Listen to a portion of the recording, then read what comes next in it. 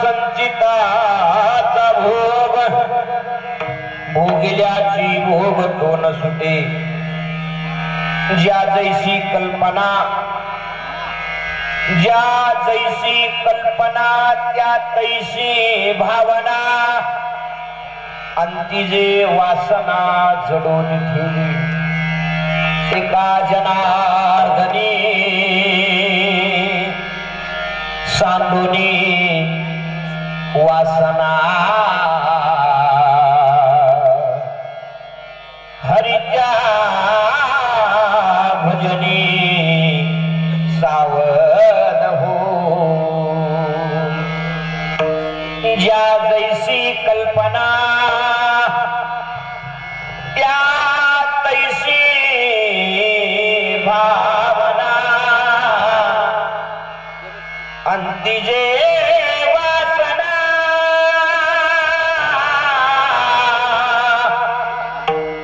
जडो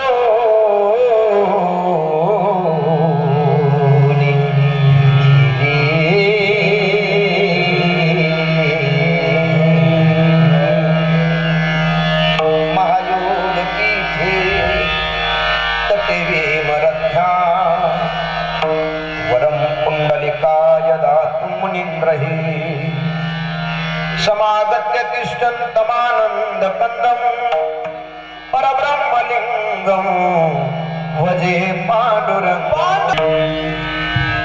हरि मनोजवं मारुततुल्य वेगं जितेन्द्रियं बुद्धिमतां वरिष्ठं वातात्मजं वानरायुत मुख्यं श्रीरामदूतं शरणं प्रपद्ये नमो सद्गुरो तुकया ज्ञानदीपा नमो सद्गुरु सच्चिदानंद रूपा नमो सद्गुरु भक्त कल्याण मूर्ति नमो सद्गुरु भास्करा पूर्ण कीर्ति हरि हरि प्रारब्ध क्रियामान संचिताचा भोग भोगिल्याची भोग तो न सुटे प्रस्तुत प्राप्त प्रसंग कीर्तन रूपी सेवेकरिता प्रतिपादित केलेला अभंग सकल संतांच्या मांद्याळीतील एक वैभवशाली श्रीमंत संत पारमार्थिक दृष्ट्या श्रीमंत आर्थिक दृष्ट्या श्रीमंत व्यावहारिक दृष्ट्या श्रीमंत आणि सांसारिक दृष्ट्या श्रीमंत आध्यात्मिक दृष्ट्या श्रीमंत आणि भक्तीच्या दृष्टीने विचार केला तरी सुद्धा श्रीमंतच असे असणारे श्रीमंत संत शांती ब्रह्म पैठण निवासी नाथबाबांचा 3 कडव्याचा एक छोटासा अभंग असो प्रारब्धाची गती किती न्यारी असते त्या प्रारब्धाची गती सांगणारा आणि आजच्या प्रसंगाला अनुसरून असणारा अभंग सेवेकरिता प्रतिपादित केलेला आहे विठ्ठला विठ्ठला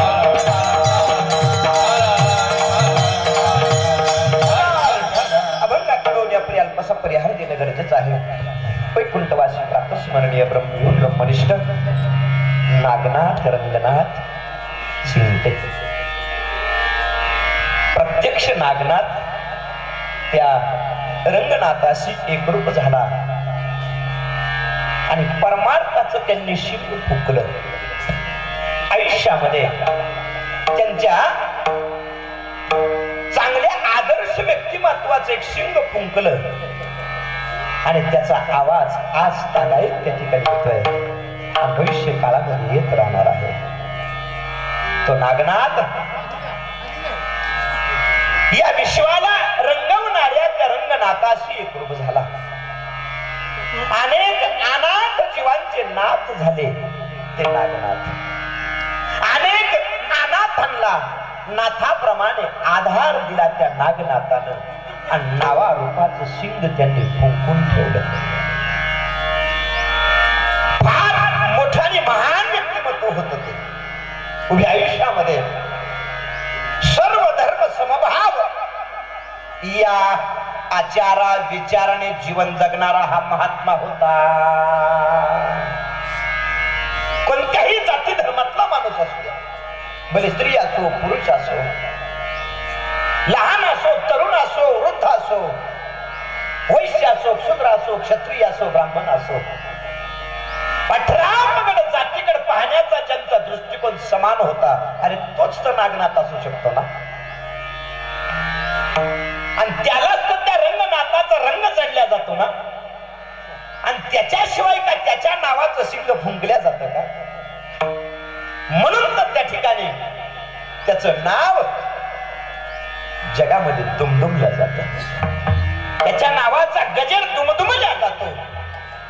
नाहीतरी गजर त्यांच्याच नावाचा होतो जे समान जीवन जगतात. कुणाची नावं घ्यायला लोक मोकळी नाही. ज्याची दृष्टी समान असते, ज्याचे विचार चांगले असतात, ज्याचे आचार पवित्र असतात, अरे तशाच माणसाच्या नावाचं सिंग फुंकल्या जातं ना.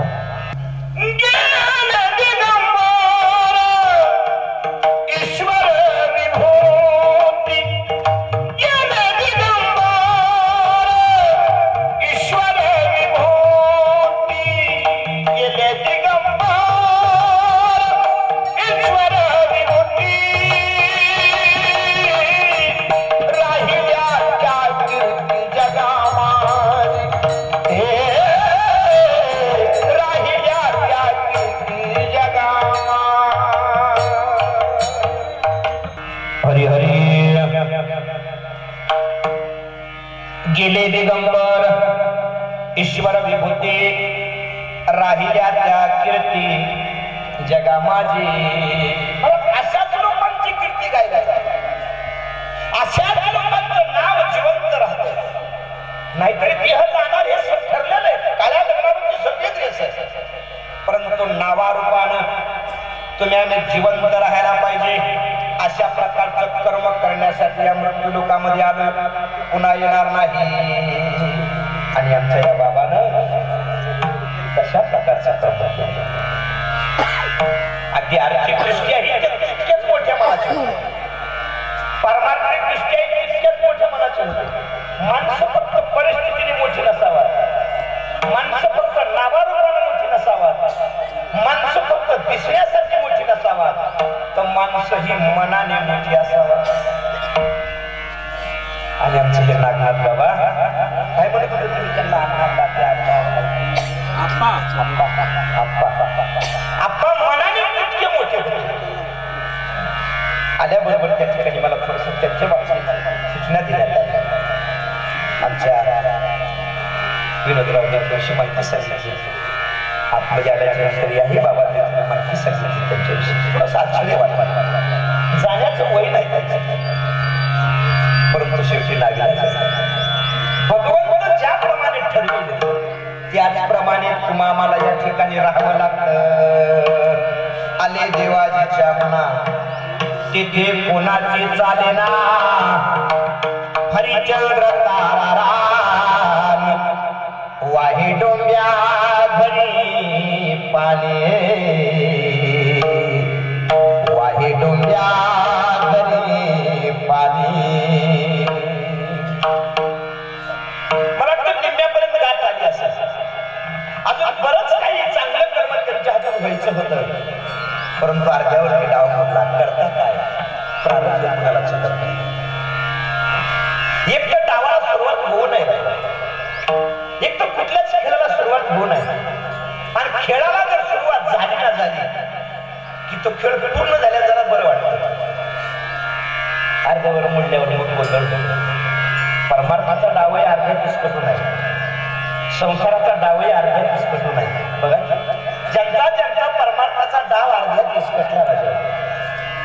अरे जगाला दुःख झालं, याच्यात काय नवलंय. जगाचा मायबाप सुद्धा तसा तसा रडल्या गेला राजा. हो, व्यावहारिक जीवनात तसंच होतं. ज्याचं नाव घेऊन हजारो लोकांचे पोट भरत असतात, ज्याचं नाव घेतल्याबरोबर लाखो लोकांची कामं होतात, असा हजारो लोकांचा पोशिंदा कारणावर होता ना, की मग त्या बाकीच्या लोकांना जिवंत करून मरणाचं दुःख भोगावं लागतं. कारण त्या नावामध्ये ताकद खूप असते. आणि महाराज तसं नाव कमावण्यासाठी आपण या मृत्यू लोकात आलो. एक मन असते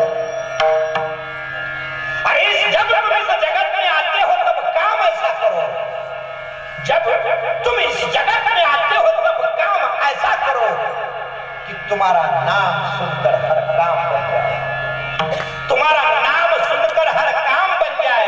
नहीं तो काम ऐसा करो कि तुम्हारा काम देखकर तुम्हारा नाम बन जाए, तुम्हारा काम देखकर तुम्हारा नाम बन जाए। काम असं करा की त्या कामाला पाहिल्याबरोबर तुमचं नाव पटकन आलं पाहिजे, नाहीतर नाव असं करा की तुमचं नाव घेतल्याबरोबर जगातलं प्रत्येक अडकलेलं काम अशा प्रकारचं व्यक्तिमत्व होतं। परंतु करता काय, भातुकलीच्या खेळामधले, भातुकलीच्या खेळामधले राजा राणी अर्ध्यावर ते डाव बोलला तुझी कहाणी, अर्ध्यावर ते डाव बोलला तुझी कहाणी। भातुकलीच्या खेळामधले, अरे भातुकलीच्या खेळामधले राजा राणी अर्ध्यावर डाव बोलला तुझी कहाणी, अर्ध्यावर डाव बोलला तुझी कहाणी। तुला थोडा देश द्यायचा नाही, आपण तसंच झालंय, यालाच प्रारंभ, यालाच प्रारंभ असं शेवटी इथं आल्याच्या नंतर जायचं हे ठरलेलं। उपजले ते नासे, नाशिले ते पुनरपी तिथे,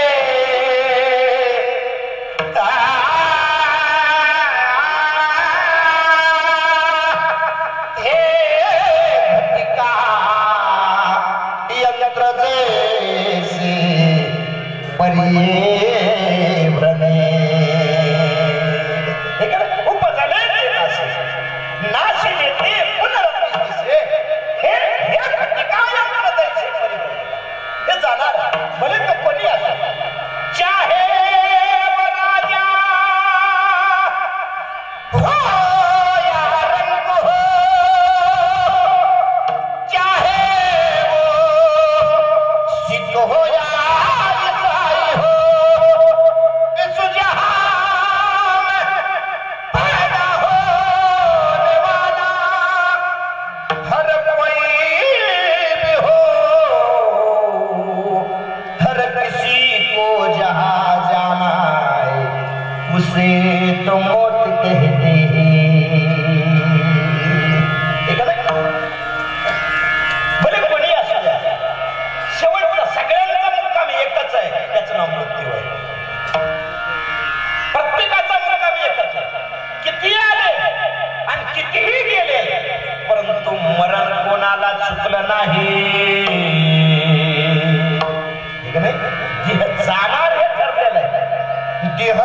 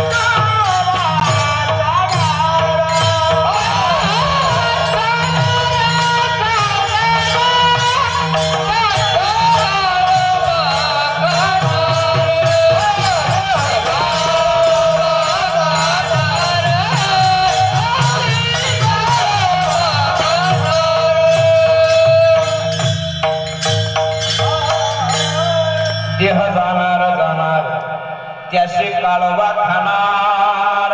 अनेक प्रमाण आहे. शरीर जायाचे ठेवणे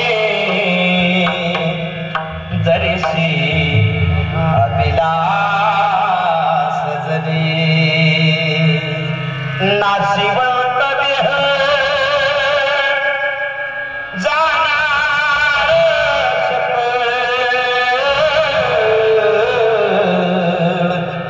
आयुष्य खात काळ सावधान. ठीक आहे. प्रत्येकाचं शरीर हे जाणार आहे. प्रत्येकाच्या शरीराची 4 चिमट्या रात होणार आणि मात्र त्यावेळेस कोणी कामाला येणार नाही. कोणी येत नाही कामाला. येतं का कोण कामाला? याची माती झाल्यावर नाहीतरी मातीच होते.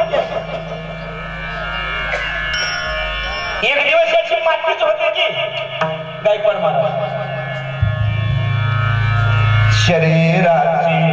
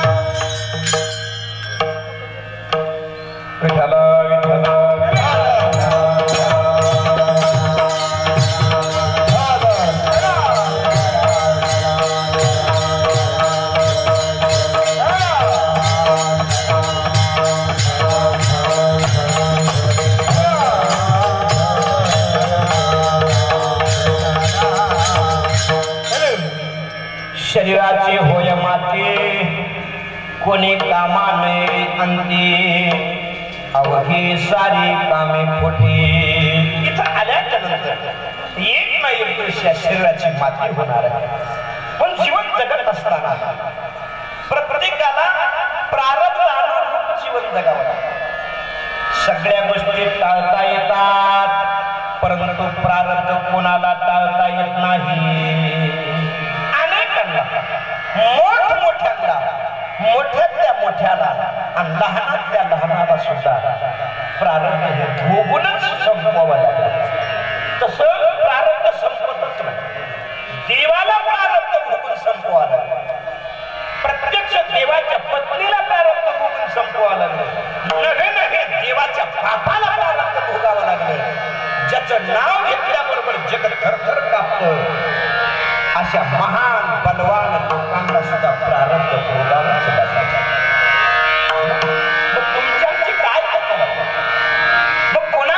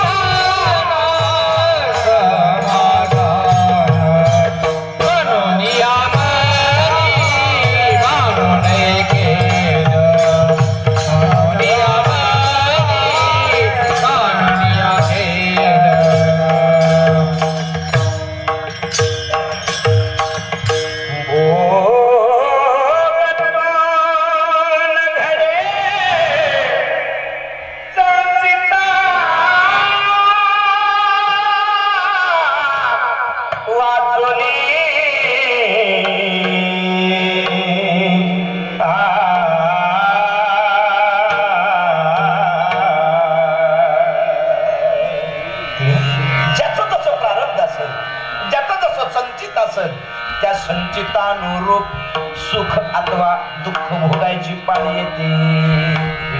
आपल्याला वाटतं असं नव्हतं व्हायला पाहिजे, इतक्या लवकर नव्हतं जायला पाहिजे. परंतु ज्या वेळेस आईच्या पोटामध्ये आपलं आगमन होतं, गर्भधारणा होते, त्याच क्षणी आपल्या आयुष्याच्या शेवटच्या क्षणापर्यंतचा अगदी लेखाजोखा तयार असतो. त्याच्यात कुणी बदल करू शकत नाही, त्या 7 बाऱ्यात कुणी बदल करू शकत नाही. कारण लिहिणारा तू आहे ना, तुम्ही आम्ही थोडंच लिहितोय. अरे चांगल्या चांगल्याचं बाकी त्याने लिहून ठेवलं, हे का नाही? वाटत नव्हतं असं होईल म्हणून आयुष्यभर पाठ केलं, आयुष्यभर पाठ केलं. परंतु जगातल्या 1 नंबरच्या पाप्याच्या हातून एवढं मोठं पुण्य करून ठेवलं की प्रत्यक्ष जगाच्या मायबापाला सुद्धा त्याच्या वचनाने बांधून ठेवलं. इतकी ताकद एखाद्याच्या कर्मामध्ये असते आणि तो जगाचा मायबाप लिहून ठेवतो. प्रत्येकाचं त्यांनी लिहिलेलंच आहे आणि प्रारब्धानं सुख दुःख भोगायची पाहिजे. अशी काही ठराविक 2-3 उदाहरणं तुमच्याकडे मांडतो. माझ्या अभंगाला अनुसरून काय झालं, जगाचा मायबाप जरा सृष्टी थोडासा गोंधळच झाला.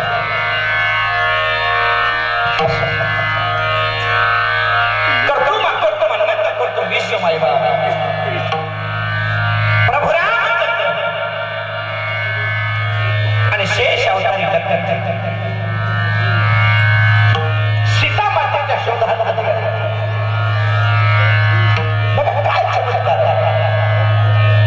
चाले हे शरीर कोणाची असते, कोण बोलले तो हरी देखवी ऐकवी एक नारायण तयाचे भजन चुकोलो. हे सत्य आहे, त्याच्या सत्तेशिवाय झाडाच्या पाण्याला हालायचं दाखवत नाही. आणि त्याला जर आपलं दुकान मांडायचं. महाराजांचा आवाज क्लिअर करा जरा महाराजांचा आवाज. विश्व मायबाप प्रभू रामचंद्रांना सुद्धा वनवास भोगावा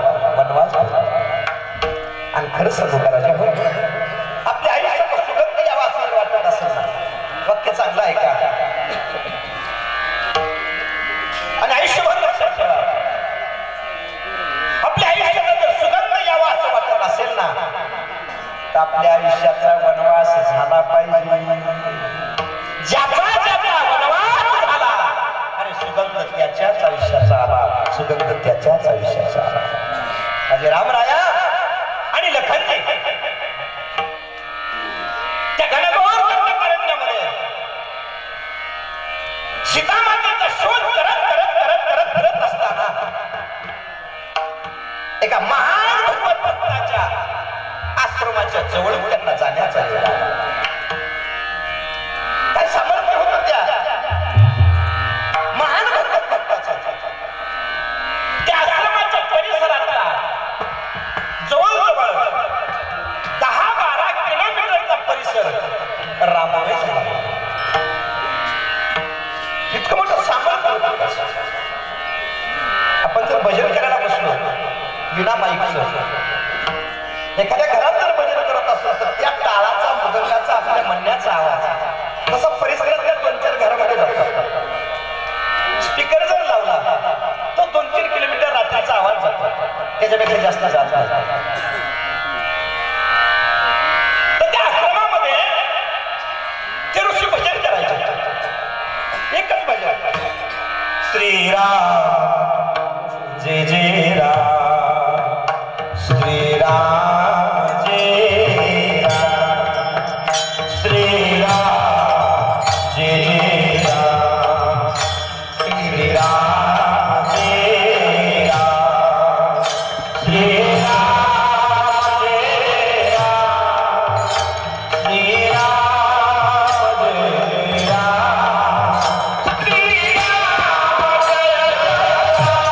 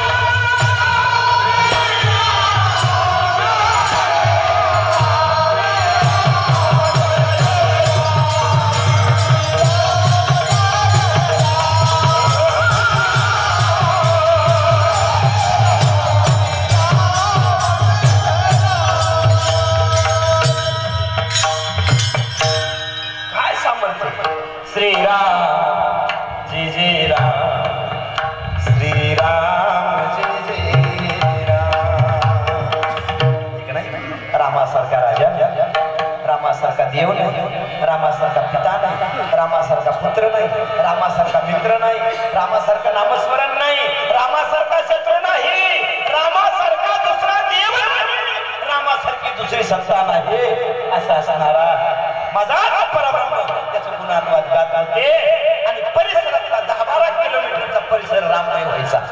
त्या आश्रमाच्या परिसरात ते सामर्थ्य त्यांच्या वादीचं आणि त्या आश्रमाच्या जवळ रामरायांना खंजे निघाले आणि कानाला आवाज आला. रामाच्या कानाला राम नामाचा आवाज आला.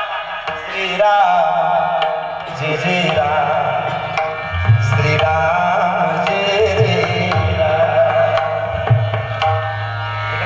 आणि श्रद्धेने हाक मारत होते. श्रद्धेने भजन हे श्रद्धेचं असावं, भजन हे तळमळीचं असावं. अनंतकरणापासून त्याला हाक मारावा. अनपेक्ष सुचिर्दक्ष उदासीनो गतव्यताः सर्वारंभ परित्यागी मद्भक्त समर्पया. अंतकरणापासून त्याला हाक मारावा आणि ती हाक रामचंद्राने ऐकली आणि अनायासे त्या आश्रमाच्या दिशेने पाऊल वळले. ज्या पायामध्ये चप्पल नाही, म्हणावा नाही, बूट नाही, आणि माझ्या प्रभू रामचंद्राच्या पायाला हात काठी रुपले होते आणि असे वरून काठी कोवळे पाय. माझा जगाचा माई बाप त्या ठिकाणी जशी आज मूर्ती पाहतो त्या मूर्तीकारानं स्वतःचं मत व्यक्त केलं म्हणे मी मूर्ती घडवली तेव्हा अशी नव्हती. आजची मूर्ती विराजमान झाली 22 तारखेला आणि काही योग होता. आपलाही कार्यक्रम 22 तारखेचाच होता, परंतु शेवटी नाविलाज याचंच नाव प्रारंभ, त्याचं नाव प्रारंभ. त्या मूर्तीकारानं स्वतःचं मत व्यक्त केलं. म्हणजे काटेकोर पद्धतीनं मूर्ती घडवण्याचा प्रयत्न केला.